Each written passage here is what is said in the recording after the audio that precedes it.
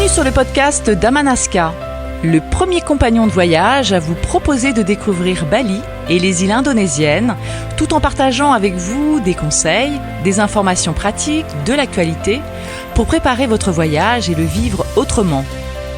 À travers nos expériences, nos coups de cœur, les histoires d'hommes et de femmes inspirants, nous allons vous raconter ce pays que nous aimons, où nous vivons. Vous faire découvrir des traditions millénaires, des cultures ancestrales et un quotidien que nous partageons avec le peuple qui vit sur l'île aux 1000 temples.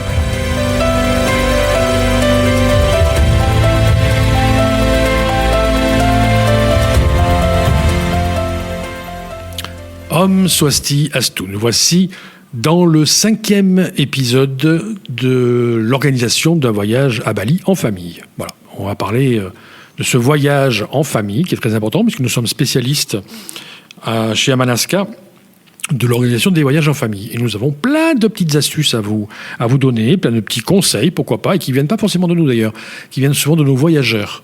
Et nous allons donc voir ensemble comment organiser un petit jeu, tout simplement, à Bali. C'était été proposé par une famille qui est venue l'année dernière et qui nous a dit, voilà, on a joué à ce jeu-là et nous avions envie de vous proposer ce petit jeu. Et ce petit jeu s'appelle le jeu de la famille Tant mieux à Bali. Alors je ne sais pas pour les plus anciens, vous devez peut-être connaître, c'était dans la bibliothèque rose ou bibliothèque verte, il y avait la famille Tant mieux où tout était parfait.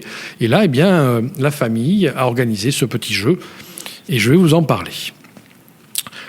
Donc cette famille de voyageurs nous a parlé de leur façon de voyager. Nous avons décidé de partager à notre tour ce petit jeu, cette petite façon de voir le voyage. Dans une société anxiogène, on est tous sujets à avoir du négatif. On a tous tendance naturellement à être méfiants, à nous plaindre, à râler, à être insatisfaits par principe, à nous trouver des excuses, à voir le verre en moitié vide. Il est possible de voir les choses différemment, comme des opportunités. Eh oui.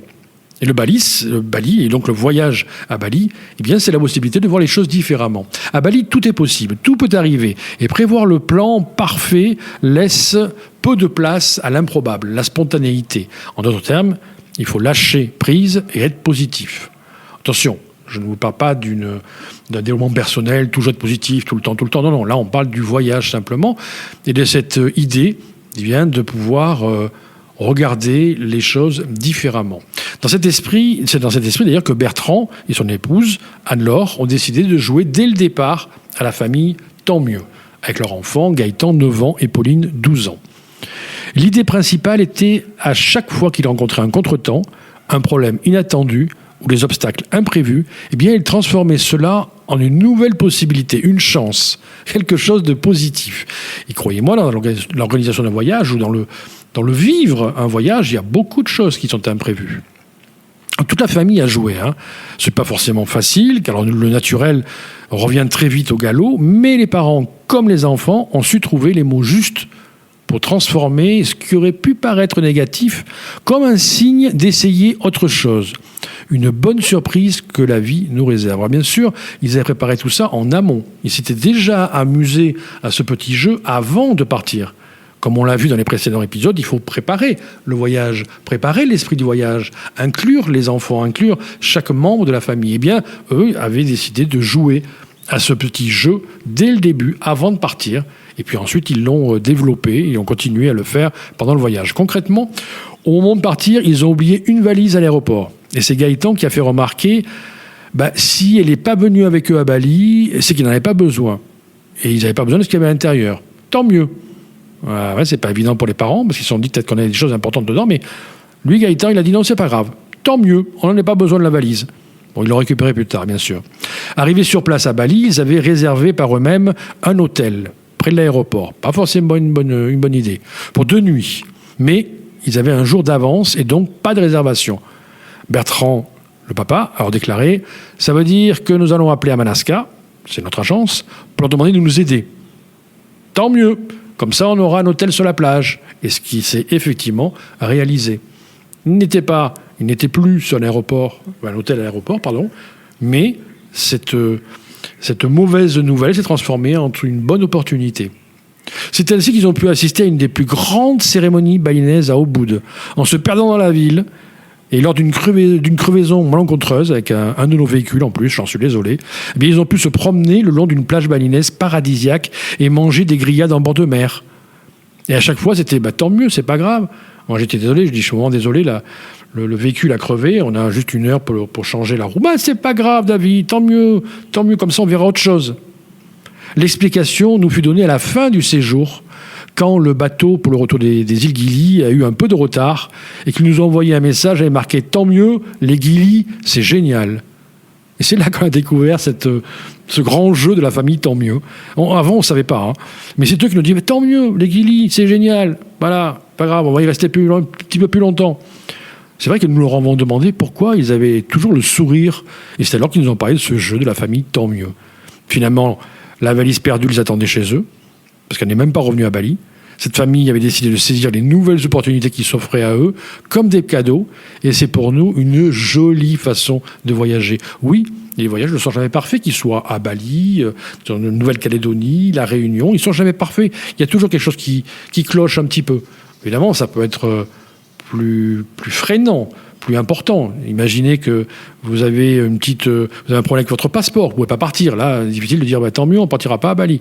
Non, mais dans les choses qui sont effectivement en finalité pas si graves que ça, vous donnez l'opportunité à vos enfants de réfléchir au voyage différemment et de se dire que vient d'une quelque chose de négatif, on peut le transformer en quelque chose de positif et se dire que si on n'a pas vécu cela, c'est pour vivre autre chose encore plus fort. Je pense aussi d'ailleurs à la famille Abitbol que j'ai eu l'occasion d'accompagner quand nous étions sur Bali. J'ai pu l'accompagner, je crois, sur Permuterran. Oui, sur Permuterran, nous avons fait du snorkeling ensemble. Ils ont fait le Moatour. Et puis, quand nous étions à Ubud, nous avons perdu le chauffeur. Pas de chance, hein, décidément, les chauffeurs. Mais bon, voilà. En fait, on était parti de façon imprévue dans un magasin de chocolat pour goûter des chocolats. Et si vous m'écoutez, la famille Abitbol, je vous aime, parce que j'ai passé vraiment un très grand moment avec vous, de très jolis moments avec vous. Nous sommes partis dans une boutique pour goûter des chocolats qui étaient produits à Bali. C'était très bon, on a passé une très très bonne après-midi, on n'est pas resté longtemps, on est resté 1 heure. On a goûté plein de chocolats différents, des cacao, on nous a expliqué un petit peu comment ça fonctionnait. Et puis ensuite, nous n'avons pas retrouvé le chauffeur. C'était un petit peu notre faute, hein, ou plutôt de ma faute, parce que je n'avais pas donné rendez-vous à un endroit spécifique au chauffeur. Et du coup, il s'est perdu. Et nous avons traversé tout Ubud pour rejoindre l'hôtel à pied. Bon, ça va, c'était pas non plus... Il a fallu 1 demi-heure. Mais pendant tout ce temps-là, toute la famille, quand je disais, je suis vraiment désolé pour le... Mais c'est pas grave, David, c'est pas grave. On va visiter, on marche. En plus, c'était des grands marcheurs. Les enfants devaient entre 8, 9 ans et 12 ans, et les enfants étaient heureux, la famille était heureuse. C'était un peu la famille, tant mieux aussi, parce que toujours joyeux, toujours avec le sourire, et les enfants avaient compris, c'est pas grave, le chauffeur est pas là, on va marcher. Et tout s'est super bien passé. À la fin, on a joué avec le chauffeur en rigolant du fait qu'il n'était pas venu, et tout s'est bien passé. Et grâce au fait que nous n'avons pas retrouvé notre chauffeur, nous avons passé un super moment ensemble. Pensez-y à la famille, tant mieux. Il y a plein de choses que... c'est pas grave, on ne devait pas vivre ça pour vivre autre chose. C'est pas grave, voilà, la famille, tant mieux. Voilà, la fin de cet épisode, il était rapide, mais en même temps, j'avais vraiment envie de vous parler de cette famille, tant mieux. Cette famille un petit peu positive, qui voit les choses du bon côté des choses. On se retrouve très bientôt pour le 6e épisode, je crois.